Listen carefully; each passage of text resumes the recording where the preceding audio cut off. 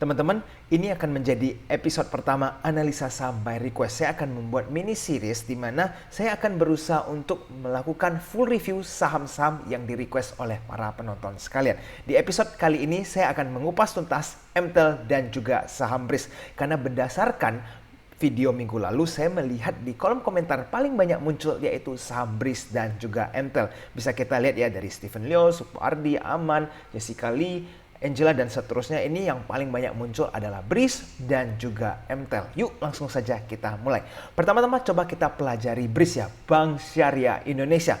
Di 5 tahun terakhir sebenarnya saham ini sudah terjadi kenaikan 125%. Tetapi kalau teman-teman perhatikan sejak tahun 2021 saham BRIS ini terus terjadi koreksi dan secara konsisten turun. Oke. Kalau teman-teman perhatikan sekarang harga saham BRIS sudah di 1.395. Nah, coba kita pelajari dari sisi fundamentalnya dulu ya. Performance BRIS ini seperti apa? Apakah ada masalah? Kenapa sahamnya terusan koreksi? Nah, kalau kita perhatikan pada saat mereka mulai terjadi konsolidasi ya, mereka bergabung BRIS ini, kita bisa melihat performance mereka ini sebenarnya terus terjadi kenaikannya. Kita melihat bahwa tahun 2022 sebenarnya ada terjadi lonjakan. Bahkan kalau kita compare dengan tahun COVID 2020 ini, BRIS ini memang spektakuler sekali ya dari sisi revenue. Nah, kalau kita lihat dari sisi net income, bahkan di net income juga BRIS terjadi pertumbuhan ya dari yang 742 di tahun 2021 sekarang sudah 988. Ini artinya apa? BRIS ini terus berkembang ya. Mereka tidak stagnan dan mereka mempunyai nasabah-nasabah baru. Sehingga kalau kita lihat dari sisi performance tidak ada yang masalah oleh BRIS ini. Dan kalau kita lihat dari valuasi, price to book value mereka yaitu di 2,21. Ini relatif murah kalau dibanding dengan bank-bank lainnya seperti BRI, BCA dan seterusnya. Dan kita bandingkan juga dengan current price to free cash flow mereka di 2,17. Dan ini tergolong bagus ya cash flow BRIS. Sehingga kalau kita melihat dari sisi fundamental, BRIS ini cukup aman. Sekarang kita move to technical ya teman-teman. Kalau kita perhatikan dari technicalnya memang BRIS ini sedang downtrend ya. Kenapa? Kita bisa melihat harga sahamnya ini sudah tembus di EMA 200 mereka ya. Jadi kita bisa melihat turun ke bawah, memang terjadi downtrend. Nah, kalau saya perhatikan ya, sebelumnya ini di sini ada sempat ramai nih BRIS, yaitu di kisaran 1000 mereka terjadi rally yang cukup masif dan volumenya cukup besar. Nah, teman-teman, kalau memang misalkan BRIS ini terus-menerus downtrend ya, ada potensi mereka akan ke harga 1000-an. Nah, kalau nanti di harga 1000-an mereka terlihat mulai ada akumulasi ya, maka teman-teman boleh mulai cicil saham BRIS ini kalau dengan catatan fundamentalnya terus bertumbuh ya. Sekarang kita pelajari dari sisi bandarmologinya ya. Saya tarik sampai bulan 4 ya, kalau kita perhatikan ternyata saham BRIS ini masih terjadi distribusi ya, di mana BBYUCS ini masih jualan. Sehingga apa? Memang wajar saja berarti sahamnya terus mengalami koreksi. Jadi kalau teman-teman yang kepingin menyicil saham ini, make sure sih ada akumulasi yang besar ya, biar teman-teman average-nya bisa agak rendah. Kalau teman-teman memaksakan untuk terus melakukan average down padahal bandar belum melakukan akumulasi, nanti teman-teman bobotnya itu average price-nya terlalu tinggi. Jadi teman-teman pastikan sekali lagi, pertama, fundamentalnya BRIS ini terus bertumbuh ya. Nanti kuartal kedua kalau sudah muncul laporan keuangan mereka masih ada pertumbuhan, itu a good sign. Kedua, make sure kalau nanti dekat di harga 1000-an ada terjadi akumulasi oleh bandar, maka teman-teman sudah boleh mulai nyicil saham yang satu ini karena secara valuasi BRIS ini sudah cukup oke untuk teman-teman perhatikan. Oke, berikutnya kita lihat dari sisi sentimen ya. Ini adalah berita yang saya ambil CNBC di bulan Mei ya. Go Global BSI bersiap menjadi 10 besar Global Islamic Bank. Jadi kalau teman-teman perhatikan ya, potensi besar Uni Emirat Arab sebagai pasar potensial bagi layanan perbankan syariah menjadi pertimbangan BSI dalam perluasan layanan Go Global BRIS lewat peresmian kantor cabang di Dubai. Jadi kalau kita lihat ya, BRIS ini tidak cuma di Indonesia, mereka ingin go global masuk ke negara lain yang salah satunya Uni Emirat Arab. Kalau ini sudah berkembang ya, nanti teman-teman bisa melihat nih progres mereka tahun ini. Kalau di tahun 2022 omset mereka ada pertumbuhan yang signifikan atau memang konsisten bertumbuh, maka BRIS memang cocok untuk teman-teman tanam long term ya, karena mereka secara konsisten tumbuh pelan-pelan tetapi pasti. Dan kalau teman-teman nanti sudah dikonfirmasi dengan adanya akumulasi oleh bandar, maka teman-teman sudah boleh nyicil saham yang satu ini.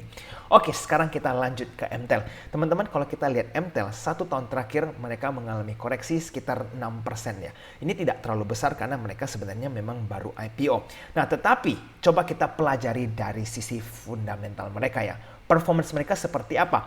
Nah, kalau kita lihat kuartal pertama tahun 2022 sudah keluar ya, mereka punya revenue, omset, dan juga net income atau laba bersih. Tetapi kita tidak tahu nih, karena di Stockbit ini di tahun 2021 strip, kita tidak tahu performance mereka seperti apa. Jadi saya tariklah dari berita, ternyata laba tahun berjalan perseorangan mencapai 459 miliar. Ini naik 33%. Karena kalau dibandingkan dengan laba tahun berjalan di kuartal pertama tahun 2021, mereka cuma 343 miliar. Berarti this is good ya. Omset yang naik 33% ini cukup bagus, oke, atau laba tahun berjalan.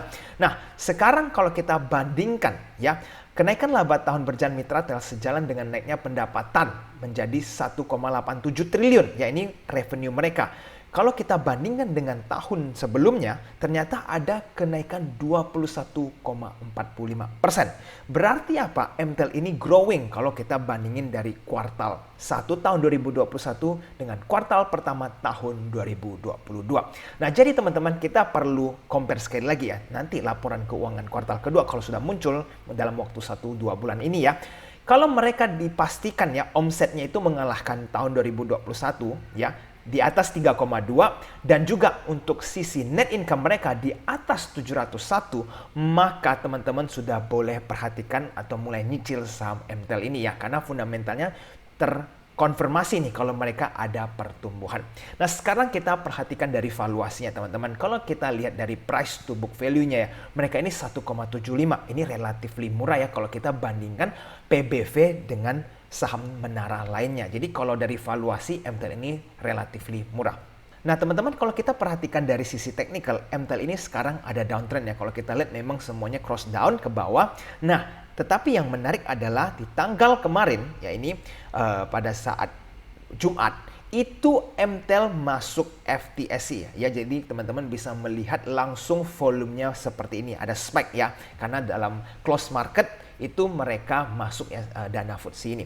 Nah, berarti apa teman-teman? Ini kita perlu lihat dalam waktu 1-2 bulan ke depan, apakah asing melanjutkan akumulasi atau ternyata cuma masuk pada saat FTSE lalu mereka tidak terlalu signifikan pergerakan beberapa bulan ke depan. Nah, ini menjadi PR buat teman-teman semua.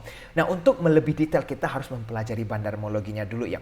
Kalau kita tarik data teman-teman, ternyata BK ini yang masuk paling besar pada saat FTSE ya. Jadi MTEL ini kan masuk ke indeks FTSE dan itu yang belanja paling banyak adalah si BK. Sehingga kalau kita lihat secara keseluruhan mulai terjadi akumulasi ya. Ini data saya tarik dari bulan 5 sampai ke bulan 6 ya, pada saat video ini dibuat tanggal 17.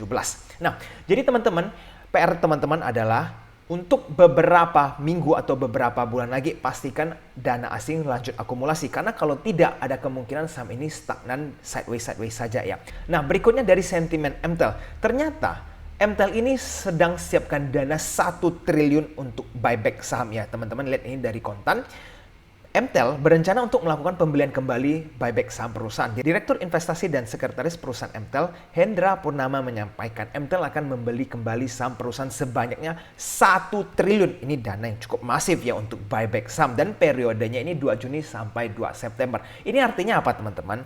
Jangan expect akan ada pergerakan yang signifikan di saham MTEL dalam waktu dekat ini. Kenapa? Karena ini lagi proses buyback. Jadi kalau proses buyback, biasa perusahaan ingin membeli sahamnya sebanyak mungkin di harga yang cukup murah. Jadi kalau misalkan tiba-tiba sahamnya amblas dalam periode buyback ini, jangan kaget juga. Karena apa? Karena banyak saham yang during buyback mereka tekan harganya ke bawah supaya mereka bisa mendapatkan banyak barang di harga yang murah.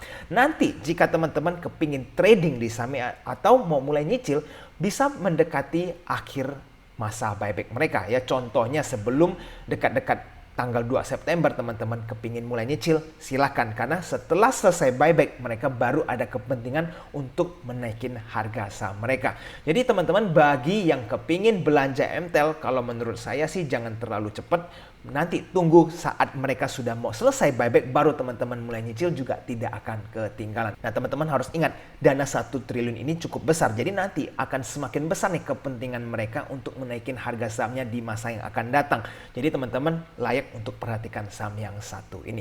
Oke teman-teman, jika teman-teman merasa video ini bermanfaat, jangan lupa untuk tekan tombol like-nya ya, dan subscribe channel ini supaya teman-teman bisa selalu mendapatkan review dari channel AG Invest. Nah, bagi teman-teman nih yang kepingin request lagi saham apa yang ingin dianalisa untuk minggu depan, teman-teman bisa tulis di kolom komentar di bawah ya. Semakin banyak komentar yang muncul tentang saham tersebut, akan semakin besar potensial saya mereview saham tersebut. Oke teman-teman, sampai jumpa di video selanjutnya. I'll see you again next time. Bye-bye.